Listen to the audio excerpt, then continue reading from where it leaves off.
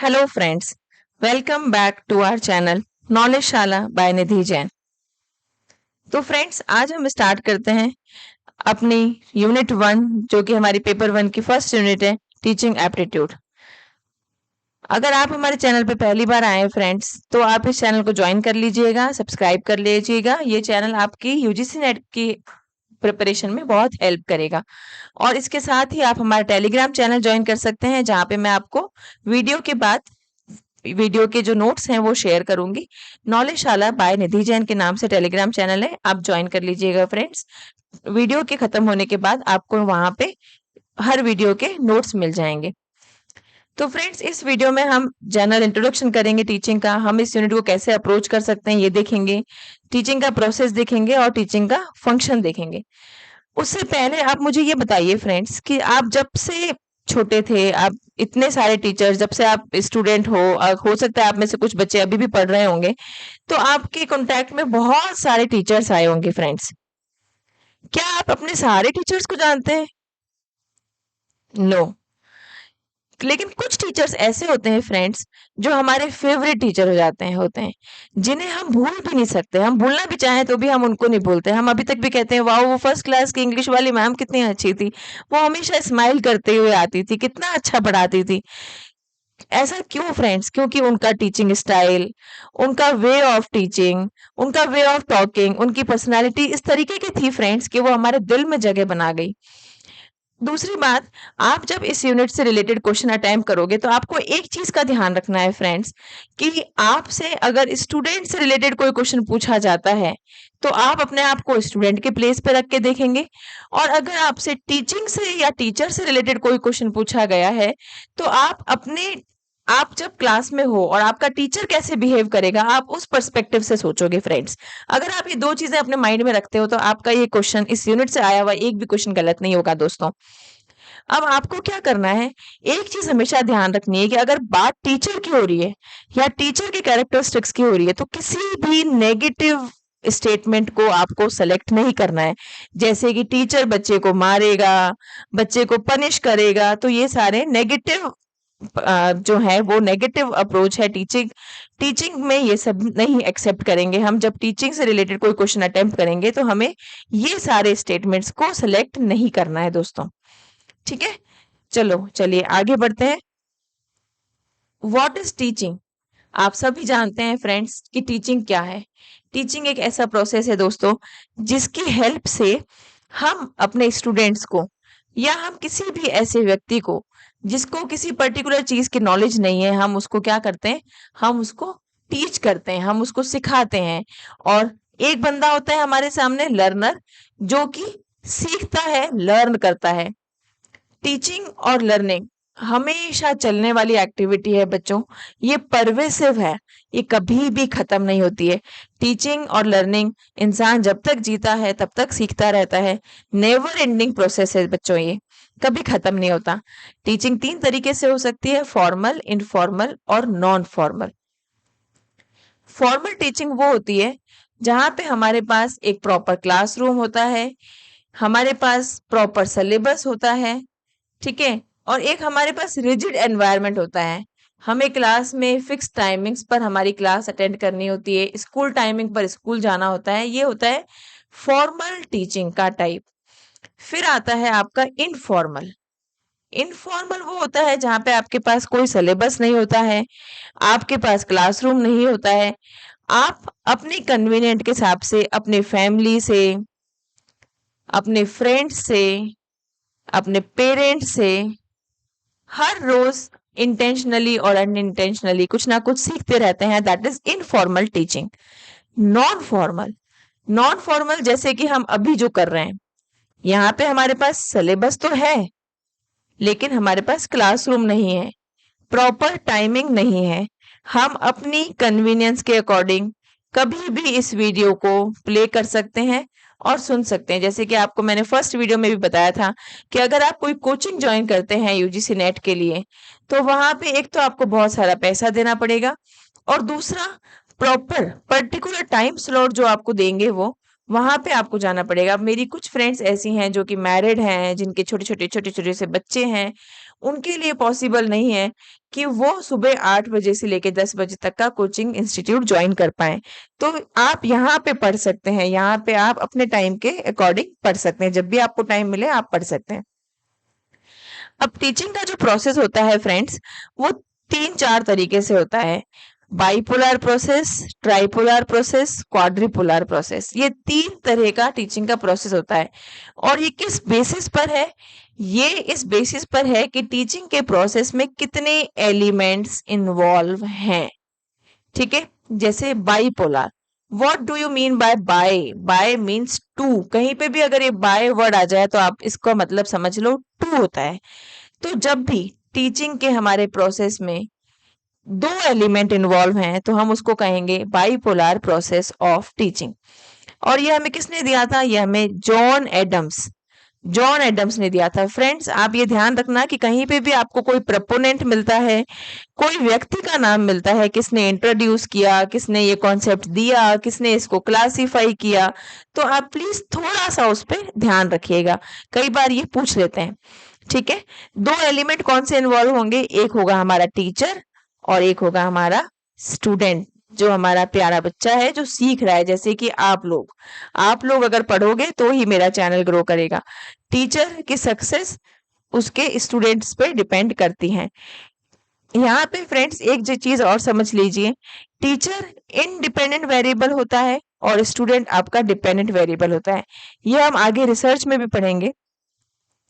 Independent variable वो होता है जिसको हम मैनिपुलेट कर सकते हैं, जिसको हम चेंज कर सकते हैं।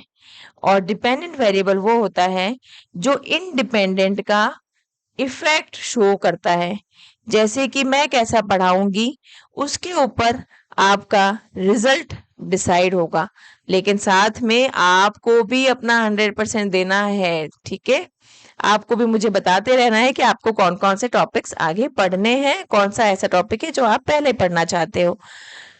ठीक है, फिर आता है हमारा tripolar process of teaching. Tripolar means 3। अब यहाँ पे हमारे पास 3 एलिमेंट्स इन्वॉल्व होंगे, 3 एलिमेंट्स इन्वॉल्व होंगे। ये हमें दिया था स्मिथ ने दिया था। टीचर वही हमारा जो हमारे बाइपोलर में भी था, स्टूडेंट डिपेंडेंट वेरिएबल जो कि आप हो। ठीक है, फिर आता है हमारा एनवायरनमेंट, हम किस एनवायरनमेंट में पढ़ रहे हैं। बच्चों, टीचिंग के सक्सेस के लिए टीचिंग का एनवायरनमेंट का अच्छा होना भी बहुत जरूरी है। अगर आप अपने घर में हल्ले में शोरगुल में पढ़ते हैं तो आपको इतना समझ में नहीं आएगा। तो आप उस टाइम पे पढ़िए जब आपके घर में शांति हो, पीस हो, हल्ला नहीं हो। आप मॉर्निंग का टाइम चूज कर सकते हैं या आप नाइट का चूज कर सकते हैं। जब आपके घर में शांति हो उस टाइम पे पढ़िएगा प्लीज। फिर आता है हमारा क्वाड्रिपोलर प्रोसेस ऑफ टीचिंग। इसमें हमारे 4 वेरिएबल होते हैं और ये एक कंप्लीट प्रोसेस ऑफ टीचिंग होता है। ठीक है, इसमें हमारे पास एक होता है टीचर, एक होता है हमारा फिजिकल क्लाइमेट जिसको हम एनवायरनमेंट भी बोलते हैं। ठीक है, एक होता है हमारा स्टूडेंट जिसके बिना तो टीचिंग पॉसिबल ही नहीं है, और फिर होता है हमारा करिकुलम। अब आगे जब आप पढ़ेंगे ना दोस्तों, तो आपके पास टीचिंग में 2 वर्ड्स आएंगे, करिकुलम और एक होता है आपका सिलेबस। थोड़ा सा मैं आपको ब्रीफ में इसका मीनिंग समझा देती हूँ फ्रेंड्स। सिलेबस वो होता है जैसे हमारा यूजीसी नेट का सिलेबस है जो हमें यूजीसी ने दिया है, जो एक स्टैंडर्ड टॉपिक्स की लिस्ट होती है दोस्तों, जिसमें ये लिखा होता है कि आपको क्या क्या पढ़ना है। What is included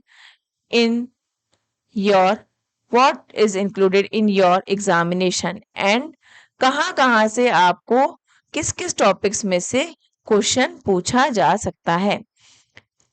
on the other hand curriculum, what is curriculum? Curriculum is detailed.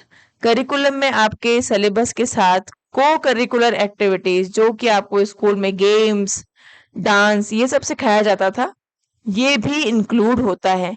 इसमें एक ध्यान रखना, एक क्वेश्चन आपसे हमेशा पूछा जाता है, PYQ है, syllabus is part of curriculum और curriculum is part of syllabus. तो फ्रेंड्स आप ध्यान रखिएगा, सिलेबस आपका करिकुलम का पार्ट है। करिकुलम डिटेल्ड होता है जहां पे सिलेबस के साथ को curricular activities dance, music, drawing, ये भी इंक्लूड हो जाता है, तो वो सिलेबस करिकुलम बन जाता है। सिलेबस छोटा वर्जन है, करिकुलम में सिलेबस के साथ एक्स्ट्रा को करिकुलर एक्टिविटीज भी इन्वॉल्व हो जाती हैं। ठीक है, देन आता है हमारा process of teaching. What is the process of teaching? एक फ्रेंड्स, आप ये ध्यान रखना, चाहे आप अपने पेपर 1 की तैयारी करें चाहे पेपर 2 की, प्रोसेस स्टेप्स होते हैं। और जहां पे भी प्रोसेस आता है ना फ्रेंड्स, तो थोड़ा सा और फोकस हो जाइए, क्योंकि स्टेप्स पूछे जाते हैं एग्जाम में, इनको सीक्वेंस में अरेंज करना आ जाता है। आप पेपर 2 में भी इसका थोड़ा ध्यान रखिएगा दोस्तों। फर्स्ट स्टेप, टीचिंग के प्रोसेस में हमारा पहला स्टेप क्या है? हमारा पहला स्टेप है इंस्ट्रक्शनल ऑब्जेक्टिव्स को फ्रेम करना, इंस्ट्रक्शनल ऑब्जेक्टिव्स बनाना। अब दोस्तों, जब भी आप कोई सब्जेक्ट टीच करते हो तो आपका एक ऑब्जेक्टिव होता है। जैसे मेरा ऑब्जेक्टिव था कि मेरे कुछ फ्रेंड्स जो मुझे कह रहे थे कि हम बार बार तैयारी कर रहे हैं नेट की, लेकिन हमारा एग्जाम नहीं निकल रहा, उन्होंने मुझे बोला कि प्लीज तुम हमारी हेल्प कर दो, तुमने 2 बार एग्जाम निकाला है JRF नेट, तो आप हमारी हेल्प कर दो। तो मेरा यही ऑब्जेक्टिव था, क्योंकि मैं हर बच्चे को, हर अपने फ्रेंड को जाके फिजिकली नहीं पढ़ा सकती, तो मैंने सोचा क्यों ना एक चैनल बनाया जाए जहाँ पे सबकी हेल्प हो जाएगी एक साथ। फॉर्मुलेशन ऑफ इंस्ट्रक्शनल ऑब्जेक्टिव्स, ठीक है। फिर हम रिलेट करते हैं अपनी प्रेजेंट नॉलेज को प्रीवियस वन के साथ।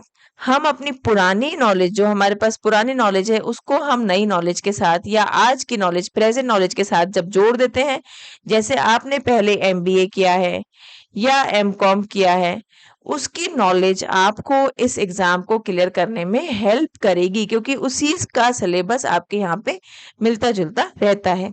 ठीक है। फिर होता है जब आप टीचिंग करते हैं तो आप किसी ना किसी चीज की हेल्प लेते हैं। इंस्ट्रक्शनल मटेरियल्स, चाहे वो व्हाइट बोर्ड हो, चाहे मार्कर हो, कुछ भी आप जो यूज करते हैं, जो कि आपके टीचिंग में हेल्प करते हैं, टीचिंग एड्स, उनका प्रेजेंटेशन, टीचिंग के साथ इंस्ट्रक्शनल मटेरियल्स का प्रेजेंटेशन। अब फ्रेंड्स, कोई भी चीज आप करते हो तो आप बाद में इवेलुएट करते हो उसको कि आपने कैसा किया। ठीक है, आप उसको एसेस करते हो, उसको जज करते हो कि आपने जो चीज की उसमें क्या चीज अच्छी थी, क्या उसमें कमियां थी जिनको हम सुधार सकते हैं, कोई ऐसे लूप होल हैं जिनको हम इम्प्रूव कर सकते हैं, तो हम इम्प्रूव करते हैं आने वाले टाइम में। उसके बाद हम क्या करते हैं, उन कमियों को सुधारने के बाद हम क्या करते हैं, अगली क्लास में उनको इम्प्रूव करते हैं, हम रीटीच करते हैं, हम दोबारा से उन लूप होल्स को इम्प्रूव करके दोबारा से टीच करते हैं, तो ये होता है रीटीचिंग। ठीक है। तो फ्रेंड्स, प्रोसेस ऑफ टीचिंग में हमारे पास 5 स्टेप्स हैं।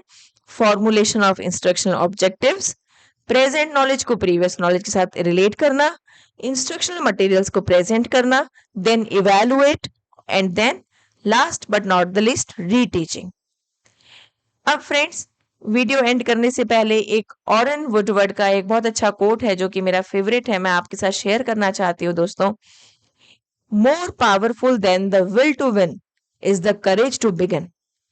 आपकी जीतने की इच्छा से ज्यादा पावरफुल होना चाहिए आपका करेज, करेज टू बिगिन, शुरू करने का करेज। दोस्तों, आप स्टार्ट तो करके देखिए, एक कदम बढ़ा के तो देखिए, मंजिल खुद ब खुद मिल जाएगी।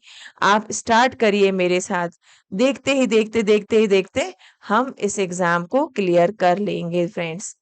ठीक है। इसी के साथ, अगर आपने ज्वाइन नहीं किया टेलीग्राम चैनल तो प्लीज ज्वाइन कर लीजिएगा। मैं वीडियो के 10 मिनट बाद उस पर आपके लिए PDF शेयर कर दूंगी, नोट शेयर कर दूंगी। Okay friends, bye bye, thank you. कोई भी प्रॉब्लम हो तो प्लीज टेलीग्राम चैनल पे कनेक्ट कर लीजिए।